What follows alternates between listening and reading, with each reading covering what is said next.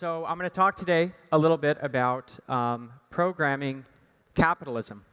And what I mean by that is how AI bots are basically going to use blockchains as their bank accounts and participate in free markets and be wildly successful at participating in capitalism.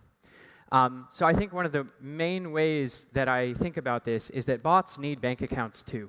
As a legal entity or as a person that's participating in the market economy, you need some sort of apparatus to do contracts with people, and that's both a legal apparatus to sort of sign contracts and arbitrate them, and you also need a payment apparatus to sort of exchange money. The US dollar, for example, has been this kind of control apparatus for a massive labor force in the US and sort of furthers the interests of the US economy. Crypto, to me, will be that sort of control apparatus, both at a legal contract level as well as a payment level to exchange money for effectively AI bots to move forward. So this will mean not just sort of, these AIs sort of embedding inside smart contracts and chatting with people, earning money, and then learning, and you can sort of train them with a fitness function that's basically revenue to an address. It will also mean them writing smart contracts, creating new markets, market making in those markets. And there's a lot of interesting things that come with that. First is that bots can sort of create any market that they want and market make in that market without having to have an intuitive understanding of what it is. So humans, for example, don't really trade like nth level derivative markets.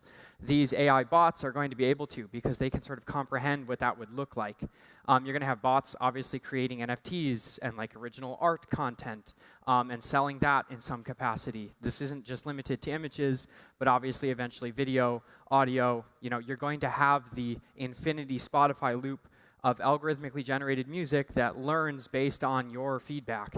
So you will have the perfect DJ set catered directly to you that will play forever.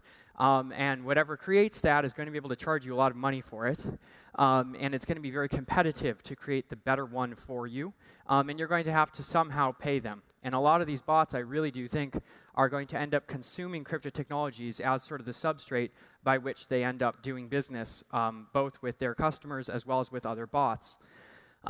You're also going to have bots fractionalizing their ownership. So you can't really buy a share of a person, right? You can buy a share of like a company they create or an asset they create or something. But in the case of an AI, you really can sort of fractionalize ownership. So you're going to have bots that sort of do ICOs, so to speak, distribute ownership of their underlying model. This could be like a chat bot that makes money chatting with people. This could be a bot that trades in DeFi markets and does market making. But you're going to have people that can build a portfolio of ownership of all of these different bots. You're going to have bots that can raise capital by ICOing themselves. And eventually, like these, to me, starts with markets that predict short-term futures. So you think about markets that predict 1 second into the future. Over time, it'll move to markets that predict a week into the future, a month in the future. Eventually, bots will do what I do, which is venture funding, where you're trying to predict 10 years into the future. To me, it's obvious and sort of intuitive that eventually artificial intelligence will be better at predicting prices in all markets. And basically, voluntarily, we will hand over global capital allocation to artificial intelligence. So to me, the way this takeover sort of looks like, it's voluntary, right? It's a suggestion that we agree to, not some sort of Terminator-style war that we lose. It's actually just a bunch of normal people rationally handing over financial management, strategy management to an artificial intelligence that's smarter than them. And because of that, we sort of naturally hand over running the world to artificial intelligence. So I really do think it will be a sort of voluntary pass-off of the baton and a suggestion from the artificial intelligence that we take very seriously, because I do think they will be very, very good at suggestion.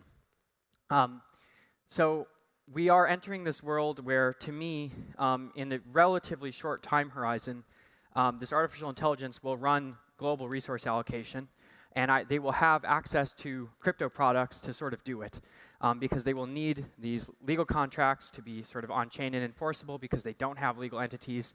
They can't sign with ink. and they're going to need to be able to pay other bots, pay other DAOs, and things like that, and they're going to need crypto rails to do it. So what is this sort of like? What is good about this, and what is dangerous about this? Because my assumption here is that all content creation effectively becomes run by artificial intelligence, and all capital markets are traded in by AI. I mean, in the short term, I think social media sort of becomes like a hellscape. I think we've seen the beginning of this. I think it will get a lot worse before it gets better, which basically is you cannot tell what is real. You cannot tell what is orchestrated content, by somebody with an interest outside of just sort of sharing something. And social media at this point has become so divorced from the original idea of sort of, let me share with my friends what I'm doing today or something I thought about today, to basically a massive media and manipulation apparatus. And artificial intelligence is just a very powerful tool for people to act inside that. What's going to be very important is quickly the internet is going to need to have a very sophisticated CAPTCHA system, effectively, which basically means how do I tell that something I'm interacting with or a piece of content on social media that I'm interacting with is a artificial intelligence or is like a real person. I don't need to necessarily need to know who that person is, like their government identity, but it is important that I know this is a person, not one of 1,000, bots in a big bot farm. For example, you get thrown into like a Telegram group. There's 2,000 people in there all talking about some topic. Are they really people? Or are you the only person in there? And there's 1,999 different bots all chatting about this thing, trying to manipulate you into doing something. It sounds extreme or sort of exotic, but that really is the world I think we're entering into, where the ability for these things to sort of suggest or control or manipulate us will become very powerful. And so because of that, we have this big problem with sort of creating a CAPTCHA that bots can't get past, and sort of Sybil resistance. Effectively, this is a spam problem, sort of. How do we prevent bots from taking over social media websites like Twitter? How do we prevent them from effectively suggesting things to us? I want to say manipulating us, really. So blockchains offer this sort of signature system or proof of humanity system that I think potentially could be very important, where you need to sort of have a signature that sort of proves, okay, this address is tied to this account. And effectively, staking or micropayments as sort of spam prevention may finally find product market fit. This is something that people have been talking about for a long time, which is, okay, email spam is this problem. What if we charged 1/10 of a penny to send an email? Spam relies on the idea that sending like 10 million emails is extremely cheap. If you assign even a very minor cost to that, you kind of prevent this spam problem. That never really has found product market fit, in part because the spam problem with email was mostly solved with other means. Like in the end, we didn't really need capital staking or micropayments to prevent the spam. I think that with AIs, this problem is going to become substantially more severe and more sort of insidious and almost more like creepy. And we're going to need these blockchain-based solutions to basically interact with the internet in a way where we can know that the people we're interacting with are people and we're not being effectively gamed by a bunch of AI bots. So I do think that one of the ways to think about this is what products can blockchains offer, basically AIs, or people that are interacting with AIs.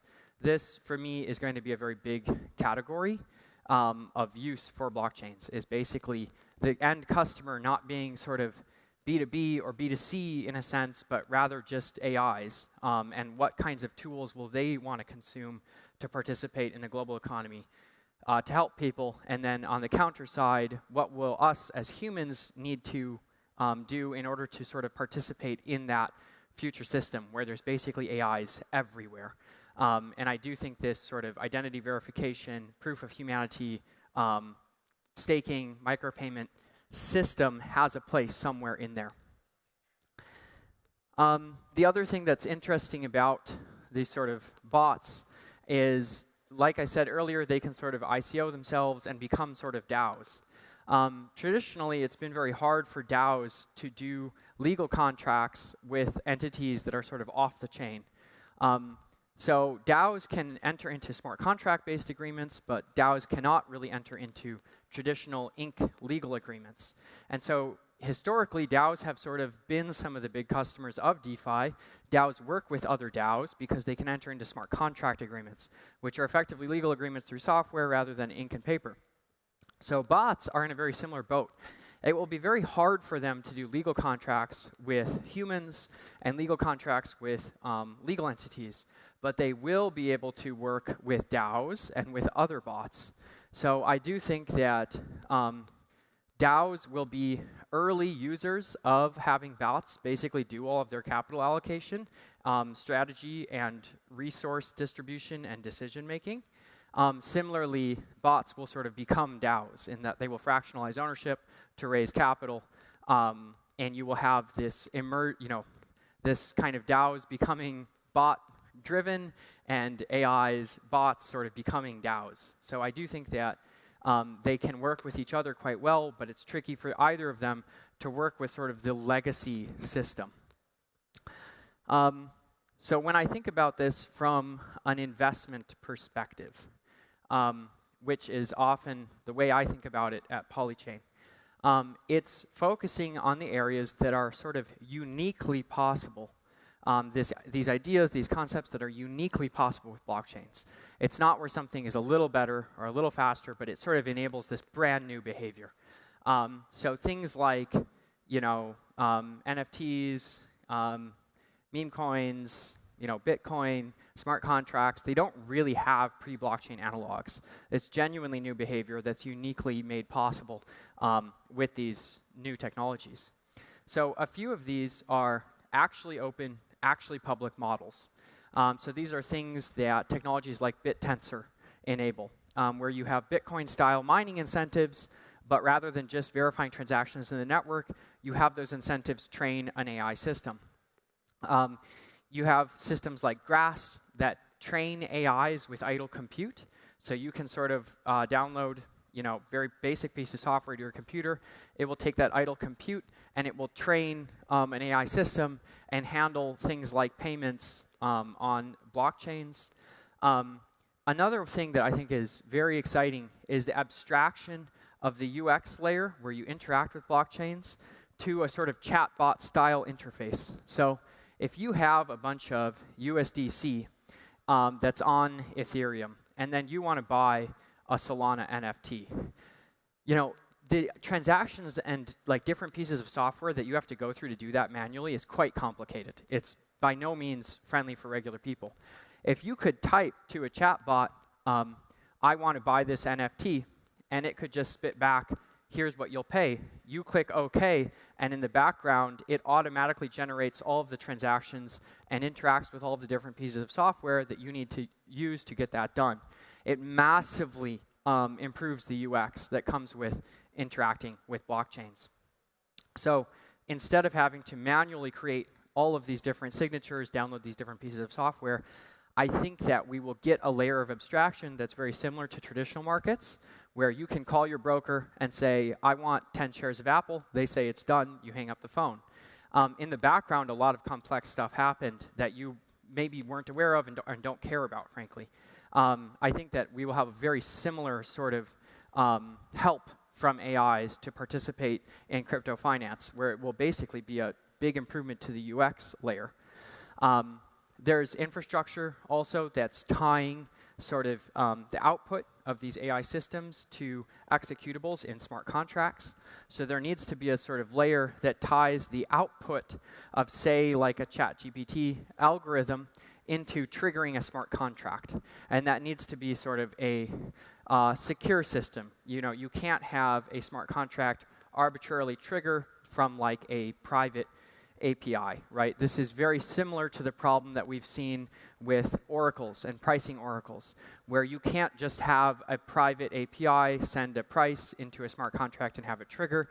You need some sort of consensus mechanism, staking mechanism, capital at risk mechanism to have minimized trust for sending that data into the smart contract and having it trigger based on based on that data. So we've kind of gone through this problem with pricing oracles, but now we will need to build this problem for the output of AI bots. And then you're going to have also incentives for sort of training. And so what I mean here is this is humans manually doing sort of manual labeling to train algorithms. It's also synthetic data. So these systems that are very large, like OpenAI's, have mostly consumed a lot of the data that's available on the internet.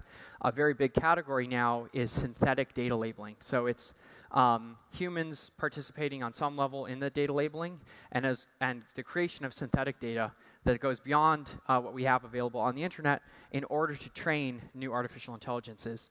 And a lot of the rails for the way people get these things done, nowadays you can attach a Bitcoin-style mining incentive to these sort of behaviors. So things like the creation of synthetic data, things like labeling data, and actually pay people the way you'd pay sort of a Bitcoin-style mining reward to a miner for sort of powering this new AI system. And so these are a few of the different categories that I'm very interested in, where we have this world that's coming at us, and it's what role can blockchains play for, one, acting as a sort of service or acting as a sort of useful tool for artificial intelligence so that they can participate in the market economy. It's how can we sort of defensively live in this world that's basically a bot takeover and survive. And then it's how can we actually move the entire AI space to being something that's more open access and more where the economic sort of outcomes are, I think, a bit more democratically distributed through these mining-style algorithms for sort of creating and helping these AIs come to life. So with this, I think the main thing to keep in mind, we really aren't going to see some Terminator-style takeover. It's going to be a suggestion that we all voluntarily kind of pass off to. And I think it's all just market forces that will lead us there.